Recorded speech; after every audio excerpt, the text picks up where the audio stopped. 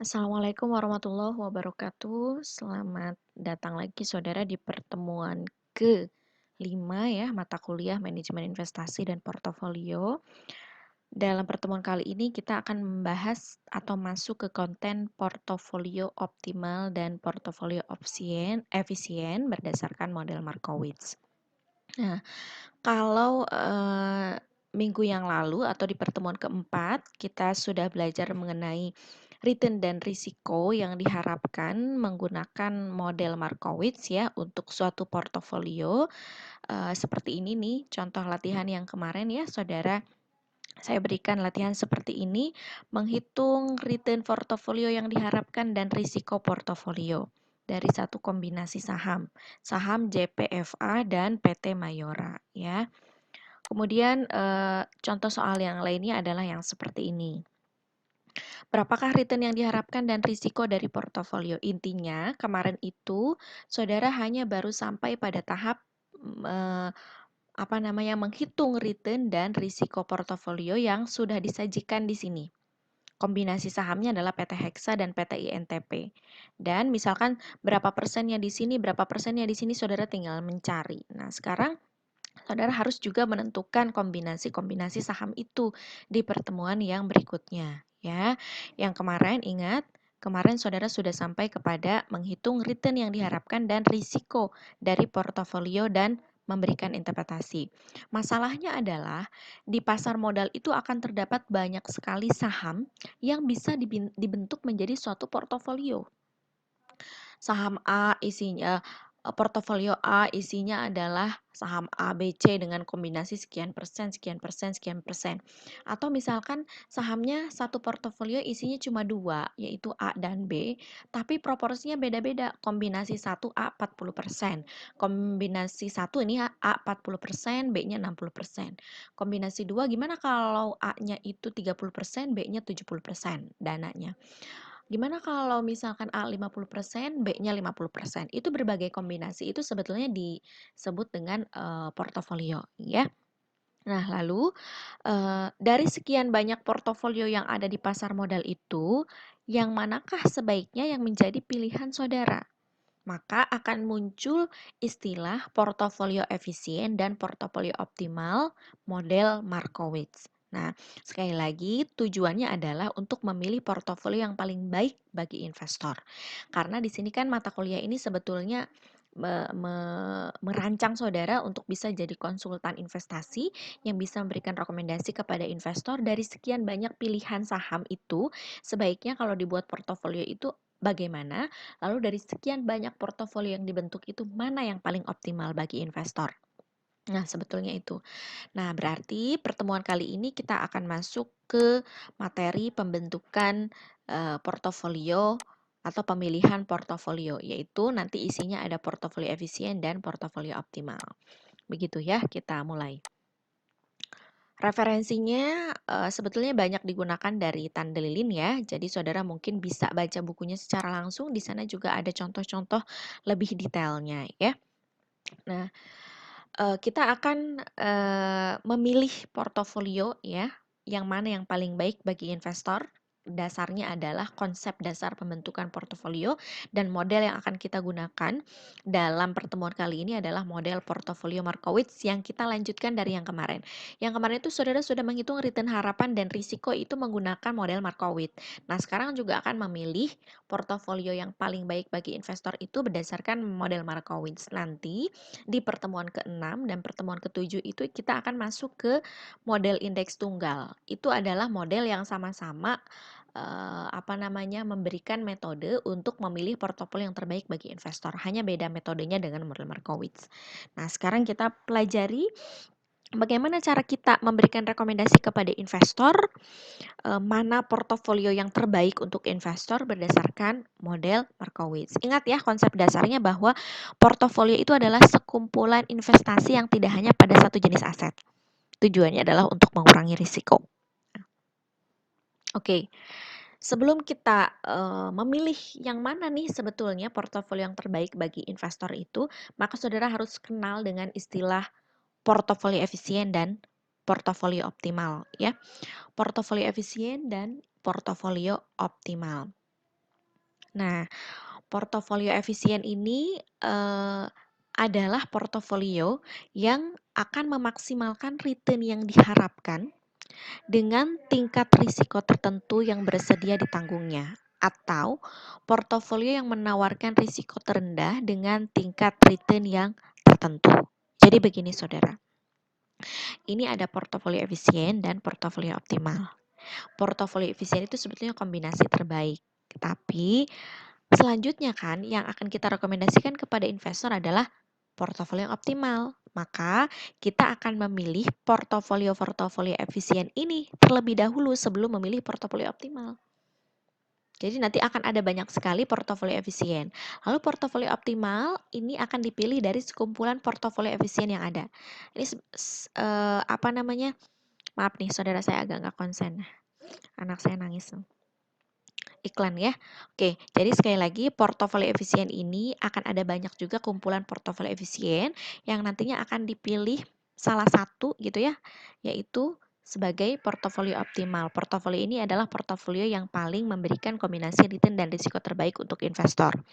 Lalu tadi kata saya, portofolio efisien kalau kita lihat dari definisi ini sebetulnya sangat membingungkan. Tapi coba kita cerna baik-baik ya. Portofolio efisien itu adalah portofolio yang memaksimalkan return yang diharapkan. Jadi nanti returnnya itu maksimal dengan tingkat risiko yang tertentu. Karena nggak bisa saudara, return setinggi-tingginya, risiko serendah-rendahnya itu nggak bisa sebetulnya. Ya, kalau di dunia investasi, maka di sini yang memaksimalkan return dengan risiko yang tertentu atau sebaliknya, ya, menawarkan risiko yang terendah dengan tingkat return yang tertentu. Jadi harus pilih salah satu sebetulnya, gitu ya. Memaksimalkan return tapi dengan risiko yang tertentu. Risikonya itu masih bisa dapat ditolerir oleh kita gitu ya. Karena pemilihan portofolio optimal itu satu orang ke satu orang lainnya akan berbeda ya, tergantung preferensi dia terhadap risiko. Jadi portofolio efisien itu portofolio yang memaksimalkan return yang diharapkan pada tingkat risiko yang tertentu atau sebaliknya, risikonya rendah pada tingkat return yang tertentu. Nah, lalu apa sekarang portofolio optimal? Portofolio optimal ini nanti kita akan ngambil dari portofolio efisien. Jadi, portofolio optimal ini merupakan portofolio yang dipilih investor dari sekian banyak pilihan yang ada pada kumpulan portofolio efisien. Gitu. Jadi kita akan memilih portofolio optimal ini dari kumpulan portofolio efisien. Oke. Nah, dasar untuk pembentukan portofolio ini, saudara sebetulnya harus memahami fungsi utilitas dan kurva indifferent. Ini sebetulnya tidak serta-merta harus bisa langsung saudara pahami ya, karena sebetulnya ini akan kita temukan pada grafik nanti di akhir pengerjaan pembentukan portofolio ya. Tapi tidak ada salahnya jika saya sampaikan ya. Jadi kan fungsi utilitas itu kalau secara definisi adalah menunjukkan preferensi seorang investor terhadap berbagai pilihan investasi dengan masing-masing risiko dan tingkat return harapannya. Jadi fungsi utilitas itu nilai kegunaan. Pada fungsi yang mana nih investor mengharapkan returnnya, lalu kemudian dia harus menanggung risikonya, gitu ya. Sekali lagi, menunjukkan preferensi seorang investor terhadap berbagai pilihan investasi. Karena orang A, orang B, orang C, orang D akan berbeda preferensi dia terhadap risiko.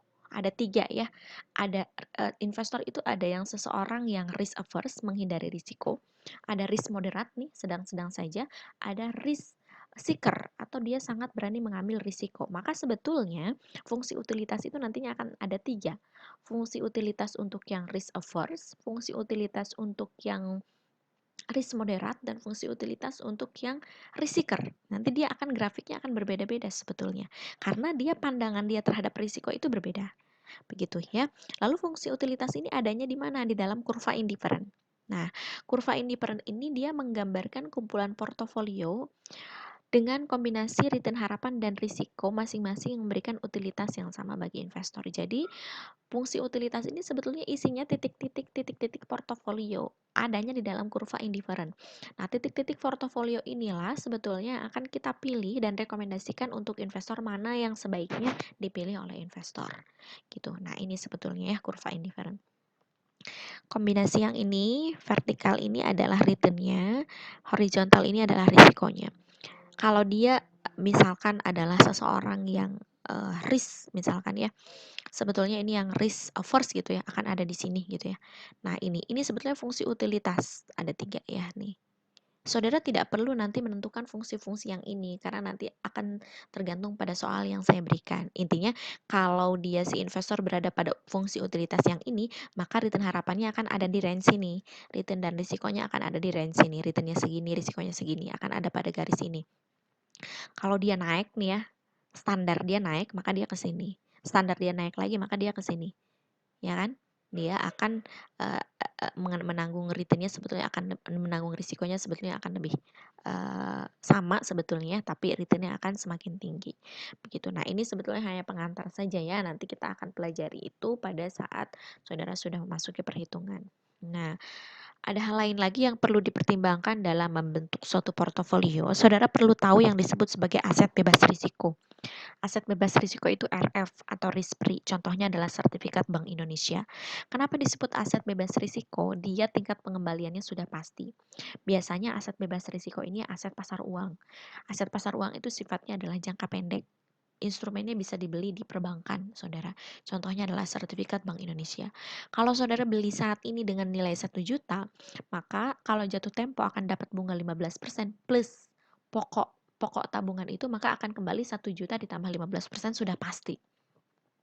Makanya disebut RF atau bebas risiko karena risikonya sangat kecil. Bahkan katanya bisa sama dengan 0 gitu ya risikonya karena tingkat pengembaliannya sudah pasti. Aset yang tingkat return di masa depannya sudah bisa dipastikan pada saat ini dan ditunjukkan oleh variance return yang sama dengan 0. Variance return sebaran returnnya sama dengan 0 standar deviasinya. Sehingga risikonya sebetulnya 0, katanya begitu ya. Lalu kalau aset berisiko adalah aset-aset yang tingkat return aktualnya di masa depan masih mengandung unsur ketidakpastian, contohnya saham. Saya beli harga hari ini 1.000, saya sebetulnya tidak bisa memprediksi dengan sangat tepat 5 tahun lagi itu harga itu akan berapa. Karena tergantung dengan berbagai macam ketidakpastian atau risiko. Gitu ya. Jadi nanti dua hal yang ini yang harus saudara juga pertimbangkan dalam membentuk suatu portofolio. Next.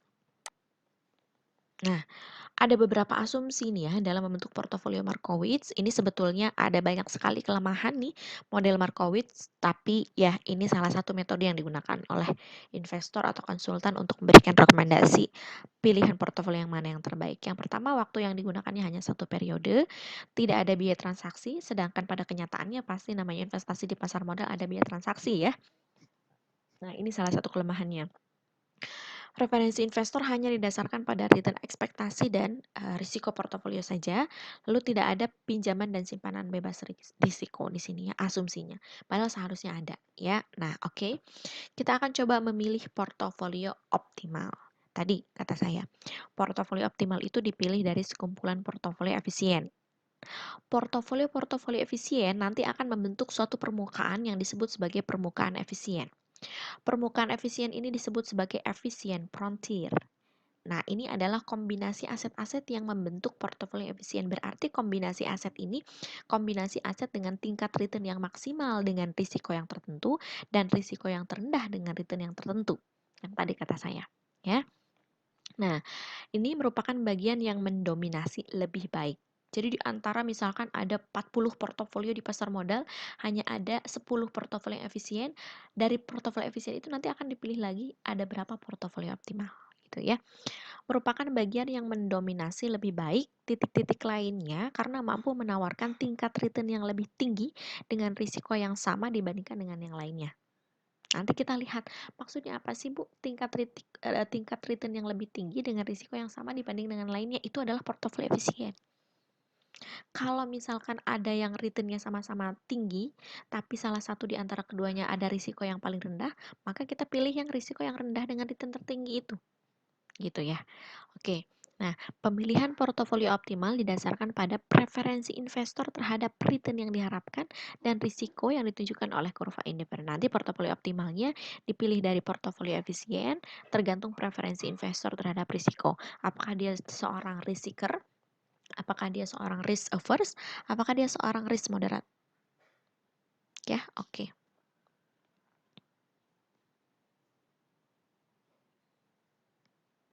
Next. Nah, ini Ini nanti grafik sebetulnya yang akan saudara buat. Tapi di sini sahamnya nih ada banyak ya. Bukan saham, portofolio, titik portofolio. Portofolio A, portofolio B, ini harusnya portofolio C nih. Tanda panah di sini ya. Portofolio C, portofolio D, dan portofolio E. Ini adalah return harapan, ini adalah risiko portofolio. Ini adalah return harapan, ini adalah risiko portofolio. Nah, saudara, dari sekian banyak saham yang ada di pasar modal, ceritanya kita membentuk berapa portofolio nih? A, B, C, D, E, F, harusnya ini F gitu ya, ini G, ini A. Kita ikutin aja deh, ini nggak apa-apa ya, ini dari buku soalnya. Tapi di sini saudara tambah titik C ya. Ini adalah titik-titik portofolio. Pada dunia nyata, pada realnya akan kompleks sekali sebetulnya titik-titiknya. Karena ini kan sebagai contoh saja. Hanya ada berapa portofolio? 1, 2, 3, 4, 5, 6, 7, 8. Satu portofolio itu ngitung return dan risikonya kalau pakai model Markowitz yang kemarin saudara pelajari di pertemuan 4. Satu portofolio ya, itu pun kalau isinya cuma 2 saham yang kemarin saya contohkan. Ini bisa jadi isinya 10 saham. Bisa jadi 15 saham si A ini. Gitu ya. Nah, saudara, tugas kita adalah sekarang menentukan mana portofolio yang efisien, mana portofolio yang optimal. Nah, sekarang kita coba lihat.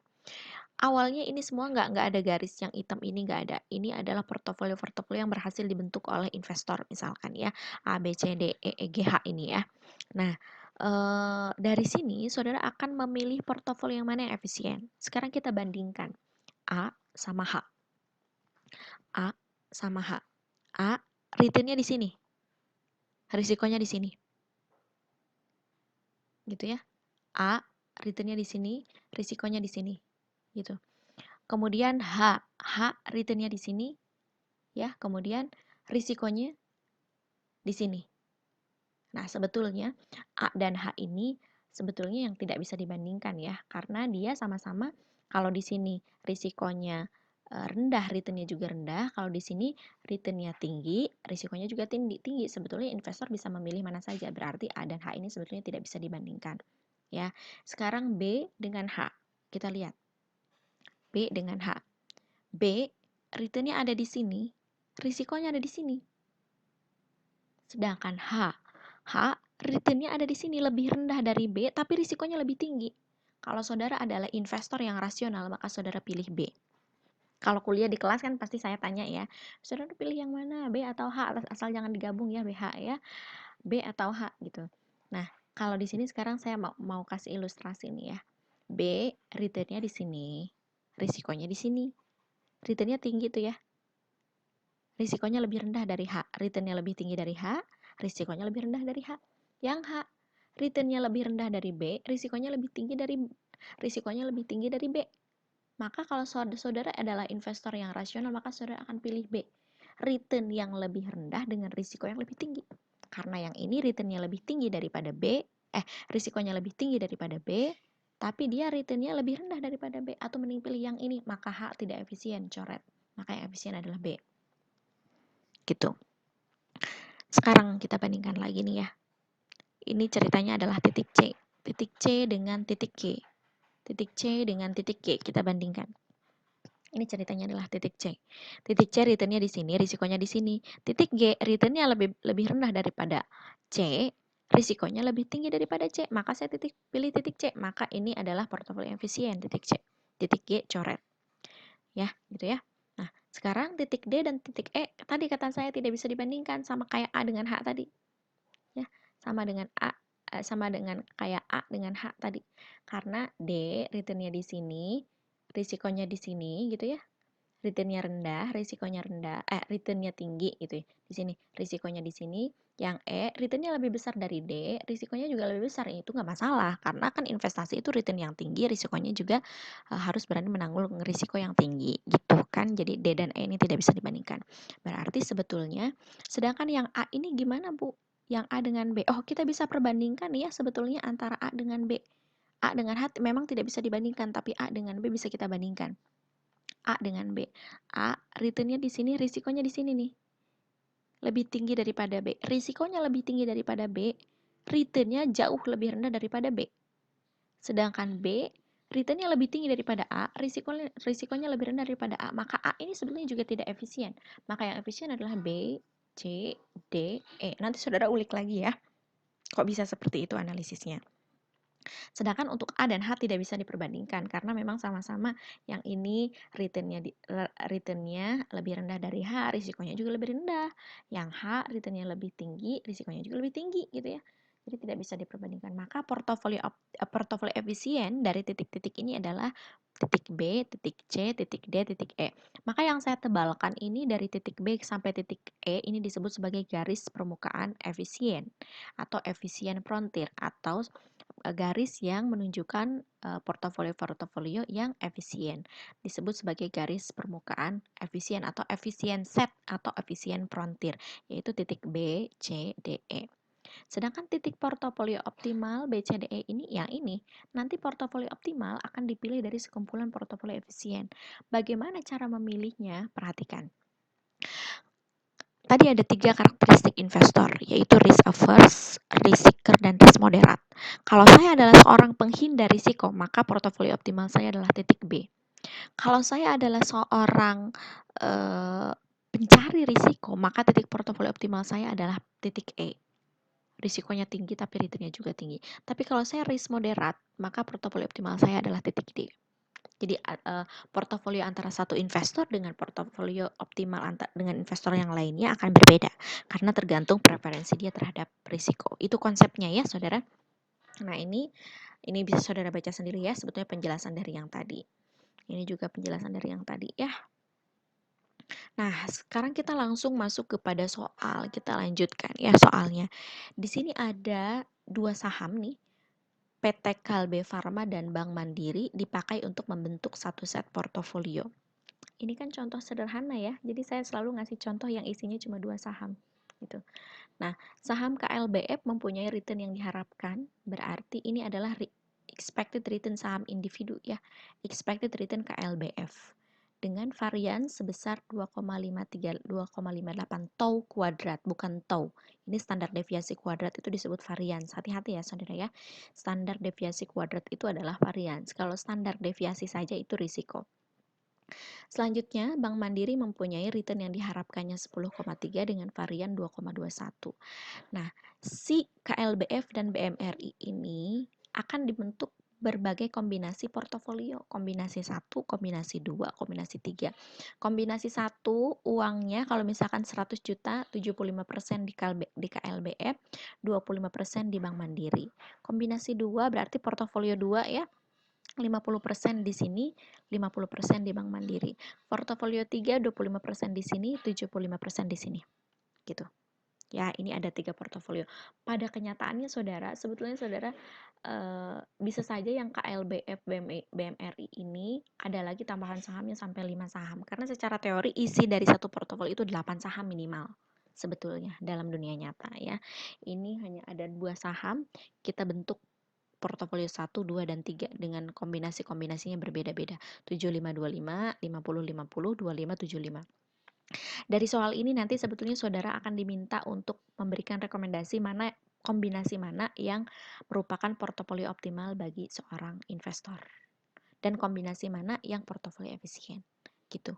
Nah, langkah pertama di sini, ini ada informasi lain. Koefisien korelasi ini adalah ρAB ya. Koefisien korelasinya adalah minus 0,42. Berarti belum diketahui kovarian. Hanya diketahui koefisien korelasi atau ρAB. Nah, saudara, dari sini saudara diminta untuk menghitung tingkat keuntungan dan risiko. Ya, berdasarkan informasi A dan B. Berarti ini tingkat keuntungan dan risiko portofolio. Portofolio 1, portofolio 2, portofolio 3. Kalau kemarin saudara cuma menghitung tingkat keuntungan dan risiko portofolio dari portofolio 1 cuma 1. Kalau sekarang ada 3, 1, 2, dan 3. Ya, buat tabel yang ini saudara diminta untuk menghitung keuntungan dan risiko portofolio ada 3, portofolio 1, portofolio 2, portofolio 3. Tapi jangan khawatir, portofolio 1 isinya terdiri dari 2 saham, portofolio 2 isinya 2 saham. Jadi cara menghitungnya masih sama. Kecuali portofolio 1 kombinasinya ada 3, KLBF, BMRI, sama satu lagi apa gitu. Ya, atau KLBF, BMRI, ya satu lagi apa, sehingga akan sangat sulit menghitung kovarian ya. Nah, saudara, yang kedua, saudara diminta untuk membuat tabel yang menggambarkan posisi tingkat keuntungan dan risiko pada setiap kombinasi portofolio. Lalu saudara menggambar mana yang termasuk ke dalam efisien set dan tentukan portofolio yang efisien. Dan yang terakhir, saudara diminta untuk memberikan rekomendasi mana portofolio yang optimal. Ini ya soalnya. Lalu kita coba jawab sama-sama ya.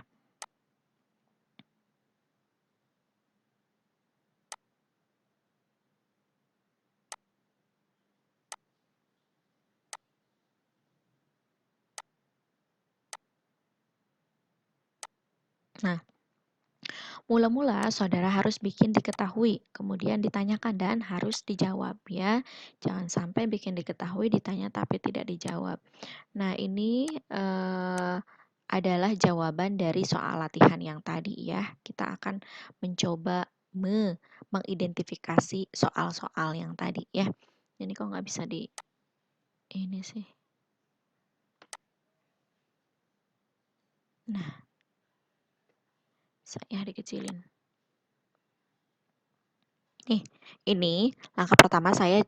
Kalau saudara nanti kan manual, saudara mengerjakannya, bikin aja diketahui gitu ya. Kalau saya karena ngerjain di Excel, jadi saya buat seperti ini karena untuk memudahkan pada saat saya menghitung. Nanti kalau manual, saudara cukup diketahui gitu ya, nggak perlu pakai tabel-tabel seperti ini. Sebetulnya, ya perhatikan. Di sini ada kombinasi ya. KLBF tadi variansinya adalah 0,0258. KLBF. Nih, 0,0258 saya jadikan desimal. 0,0258 BMRI 0,0221. Return harapannya 0,0888, kemudian return harapan BMRI-nya 0,103. Lalu ini apa, Bu? Kalau yang ini kan tau kuadrat atau varians, kalau yang ini tau aja atau standar deviasi atau sigma ya. Standar deviasi ini adalah akar SQRT tuh, akar dari varians ya. Ini saya akarkan supaya memudahkan di dalam perhitungan ya. Lalu kemudian rho AB diketahui minus 0,42 ini dari soal minus 0,42.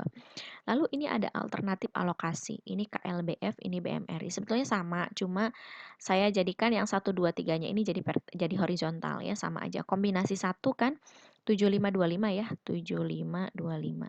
Kombinasi 2 5050, kombinasi 3 2575.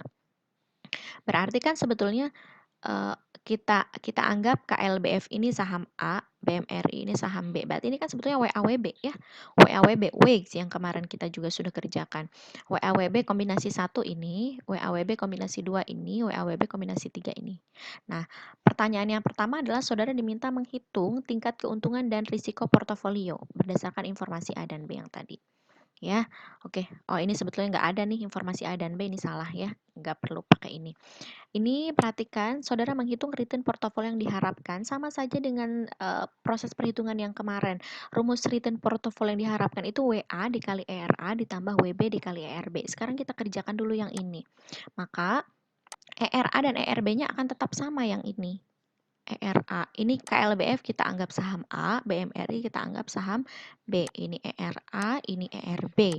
Maka W-nya berarti 0,75 dikali 0,088 ditambah 0,25 dikali 0,103. Jadilah return portofolio yang diharapkan untuk portofolio yang satu. Lalu portofolio 2 sama sebetulnya, portofolio 2 berarti WA dikali WA dikali ERA ditambah WB dikali ERB, berarti yang ini WA-nya 0,5 dikali ini ditambah 0,5 dikali ini. Lalu portofolio 3 WA dikali ERA ini gitu ya, yang 0,25 dikali 0,08 ditambah WB 0,75 dikali 0,103. Itu return portofolio yang diharapkannya, tapi saya menghitungnya satu-satu portofolionya. Jadi portofolio 1 returnnya berapa, risikonya berapa, kalau saya gitu. Ada juga yang return dulu, yang dihitung baru risiko. Kalau saya metodenya return kemudian risiko. Ya, gini. Kalau yang tadi kan ini return nggak masalah ya, WA dikali RA ditambah WB dikali RB. Kemudian sekarang menghitung risiko. Sigma kuadrat itu WA kuadrat dikali sigma A kuadrat. Kalau saudara nyebutnya tau ya. Tau kuadrat sama dengan WA kuadrat dikali tau A kuadrat ditambah WB kuadrat dikali tau B kuadrat ditambah 2 dikali WA dikali WB dikali kovarian AB. Ya, kovarian AB-nya sebetulnya bisa diganti jadi Karena di sini diketahuinya rho AB, maka rho AB dikali to A dikali to B, kan gitu rumusnya ya.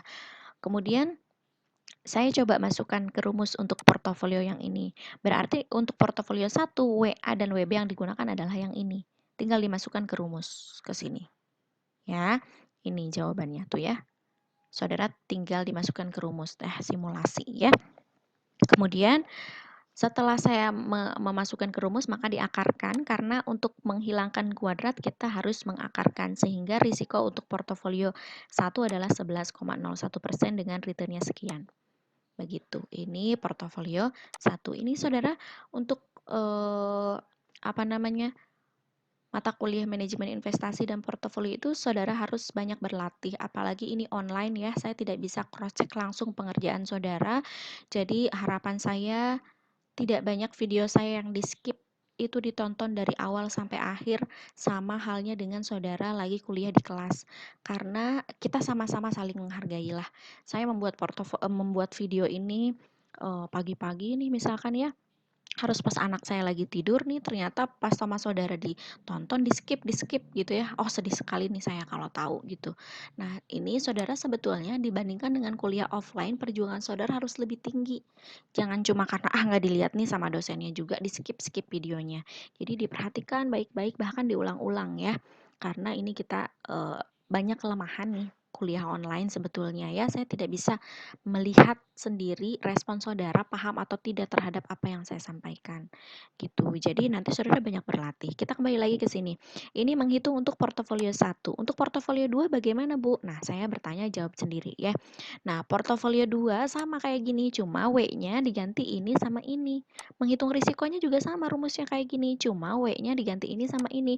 Informasi yang lainnya sama, saudara. ERA, ERB-nya sama, TO A, TO B-nya sama, kovariannya sama. Kovarian di sini nggak ada ya, jadi diganti dengan rho AB. Rho AB. Rho AB, rumus kovarian itu kan rho AB dikali TO A dikali TO B. TO A-nya kalau tahu ini, TO B-nya ini gitu ya. Aduh. Kan saya jadi ini deh. Kan.